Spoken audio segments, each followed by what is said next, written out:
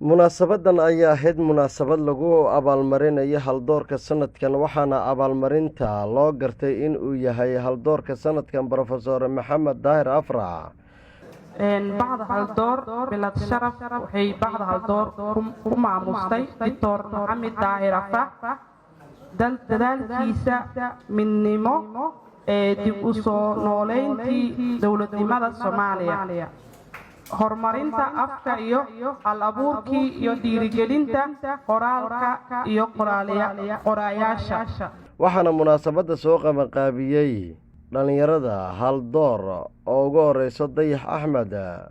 dhalinyarada haldoor ayaa halkudhiga uga dhigay barnaamijkan qof dhintay dhabaal ma maqle dhiirigeli intuu dhexdeena joogo. Dayax Axmed gudoomiyaha haldoor ayaa sharaxaysa muhiimadda dhiirigelintan ay leedahay.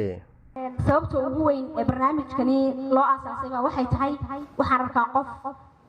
haliyey qof dadka la yiraahdo geeridu inay ka xishootay ahayd baa maanta dhimanaya ama caawa markaas la leeyahay waa haldoor waa haliyey maxay buu ahaa sida loo wado malag bad qofka moodaysa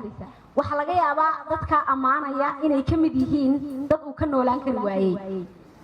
abwaan gaariya marka arrinta intuu ka yaabay wuxuu yiri ha lagu ilmeeye horta dhima af maahe ee gool nooliyo ifkan kaaga baahnahay wax yar oo aqoonsiya oon aad u buurnayn oo waliba eegay bilaash maaya hadhow intadii oo isa ka sii jaro. Professor Maxamed Daahir Afrax oo loo doortay inuu yahay haldoorka sanadkan ayaa goobta ka hadlay. muxuu ahaa dhalinyaradan yididaa sababta u ah iyo sharafta ay huwiyeen iyo intiina ka soo qayb gashay oo muxuu ahaa munaasabadan qorshaysay oo ay ka mid yihiin madax sare oo waqtigoodu qaali yahay wasiirro iyo xildhibaano iyo gudoomiyayaal iyo madax yani muxuu ahaa nooc walba leh. waxa weeye waxa kaliya aan idin oran karaa waxa weeye inaan ku celceliyo mahadsanidin. intaasi kadib mas'uuliyiintii ka soo qayb gashay munaasabada ayaa halkaasi ka hadlay. dhalinyarada haldoor anigoo ku faraxsan hooshada ay mar kasta sameeyaan ee aan la koobi karin caawa qiimo gaara iyo aniga ii leedahay.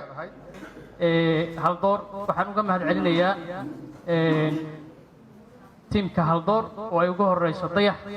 sida qiimiga iyo qayaha leh oo ay noo wadaageen caawa barnaamijkan aad ka wada bogateen oo aynu caawa halkan ku xuseyno qofkeena ugu qiimaha badan. runtii aniga barnaamijkan aad iyo aad uu igu cusbaa waa habeenkiisii ugu horreeyay aan ka soo qayb galo haddana waxay ahayd mid aan ka dhargi waayay runtii marka aad fiiriso macluumaadka la soo bandhigay sida xogta nolola wadaagay. waxaan aad ugu faraxsan